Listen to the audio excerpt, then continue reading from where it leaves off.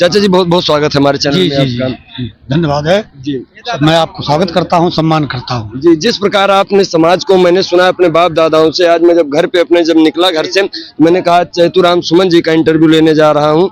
तुम्हारे दादा जो 70 साल के बुढ़े हैं, उन्होंने बताया कि जब वो अपने जमाने में चलते थे तो पूरा पुलिस प्रशासन उनकी सुरक्षा में तमाम ऐसी क्या बातें होती थी सर? देखो, गरीब के जी हक अधिकार की बात करना, जी उनके व्यवस्था के खिलाफ बोलना, जी सर, ये बहुत कठिन काम है। जी सर, ये दोनों कार्य करने वाला आदमी जो लीडर होता है, वो समझ लो कि मौत के कुएं में पैर लटका के बैठने के बराबर होता है। जी जी, कि कब न एक खत्म कर दिया जाए। जी सर। तो हमने इतना बड़ा जोखिम लेकर के इस समाज के लिए कमर कस के मैदान में उतरा, उनके व्यवस्था के खिलाफ और इस समाज के हक अधिकार के लिए हमने अपनी पूरी ताकत झोंक दिया। हमने इतना बीड़ा लेकर के वो खड़े हुए थे कि अगर समाज के लिए हमको सर कटा देना पड़ेगा और AK-47 से कोई हमको दाग दे और हमारे समाज को हक अधिकार मिल जाए हमारे मरने के बाद, तो मैं मरने के लिए चौराहे के ऊपर तैयार हूँ। जी, सन नेता का एक कर्तव्य कैसा होना चाहिए जनता के प्रति? नेता की नीति बड़ी अच्छी होनी चाहिए। जी जी, नियत बहुत दुरुस्त होनी चाहिए। नेता उसको कहते हैं।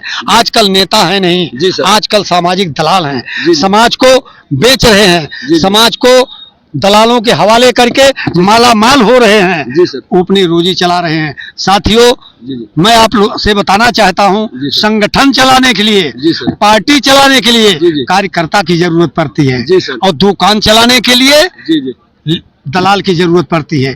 तो इस समय अब कोई पार्टी और संगठन नहीं रह गया है। ये सब दुकान हो गई है।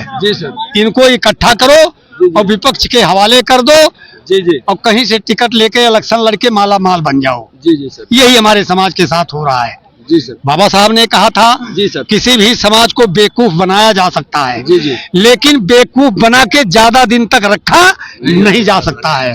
तो ये समाज ज्यादा दिन तक बेवकूफ बन के इनके फंदे में नहीं रहेगा। सर, अभी आज कोई पीड़ित परिवार हो जाए, कोई बहुजन या कोई भी समाज की, गरीब समाज की कोई बेटी की हत्या हो जाए, बलात्कार हो जाए, तो जितने भी बहुजन के नेता हैं 3 4 5 फॉर्च्यूनर लेके आते हैं और उस पीड़ित परिवार के साथ जाके कुर्सी पे कुछ देर बैठे रहते हैं, थोड़ी देर, उसके बाद एक फोटो पे पोस्ट डालते हैं कि इनके घर पे जाने का सौभाग्य प्राप्त हुआ, उसके बाद गायब हो जाते हैं। यही तो दलालों की खेल है, यही दलालों का लाइसेंस, यही दलालों का कार्य है। जी सर, हाँ, पीड़ितों के घर जाइए, जी, फोटो खिंचवाइए, जी, अपना काम बनाइए, जी, इनका वोट ठिकवाइए, माला माल बन जाइए और जहाँ है वहीं पड़ा रह जाए, भूखा बने, इनसे कोई मतलब नहीं। हाँ। पहले के जमाने में, आप सबके जमाने में, हम भी छोटे थे, तो जब 26 जनवरी का महीना आता था, जनवरी का, तो लोग स्कूल में इंटरवल के पहले शिक्षा के प्रति पढ़ाया जाता था। जब इंटरवल खत्म होता था तो राष्ट्रगीत और राष्ट्रीय नाटक, देशभक्ति के प्रति स्पीच, तमाम चीजें तैयार कराई जा रही है। लेकिन आजकल ये सारी व्यवस्थाएं स्कूलों में 99% खत्म हो गई हैं। खत्म नहीं हो रही हैं, खत्म है। आज भी है व्यवस्था, लेकिन सिस्टम बदल दिया गया है। उसको कन्वर्ट कर दिया गया है ब्राह्मणवाद की तरफ। जी सर, एक मिनट प्रश्न पूरा सुन लीजिए।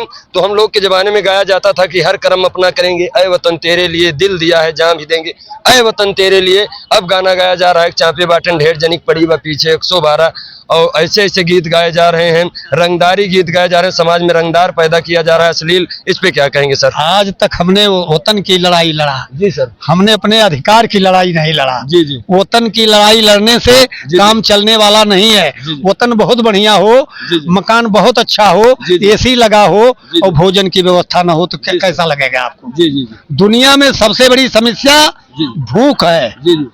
भूख जैसी समस्या का उसके समाधान के लिए कोई नेता, कोई शंकराचार्य, कोई मौलवी मौलाना कोई भी बात नहीं करता है भूख जैसी समस्या के बारे में। सर, आप बहुत बोले हैं, हम देखिए आप कार्यक्रम भी किए, आपकी उम्र भी हो गई, सिर्फ मात्र एक सवाल जाते जाते आप संदेश दे दें। और मेरा सौभाग्य है कि मैं इतनी छोटी उम्र में आपका जीते जागते एक महापुरुष का इंटरव्यू ले रहा हूं, और आगे मिले कि ना मिले, तो एक ही आप जाते जाते बता दीजिए, देश के जो युवा हैं, जो छोटे छोटे बच्चे हैं, इनको क्या संदेश देना चाह रहे हैं, कैसे हो? इनको संदेश देना चाह रहे हैं कि ये पाखंड से हटें, उनके आचार विचार त्योहार से हटें। जी सर। भाई, लड़ाई लड़ने के लिए, आपको ठीक होने के लिए, मरीजों किसी मर्ज को खत्म करने के लिए या तो दवा खाइए या तो परहेज कीजिए। तो दवा तो खा नहीं सकते हैं, गरीब समाज है, मैं कहता हूं कि परहेज करो। जी सर। उनके आचार विचार त्योहार से परहेज कर दो, जी जी वो अपने आप खुद खत्म हो जाएंगे, जी जी। खुद खत्म हो जाएंगे। जी आपको न लाठी चलाने की जरूरत है,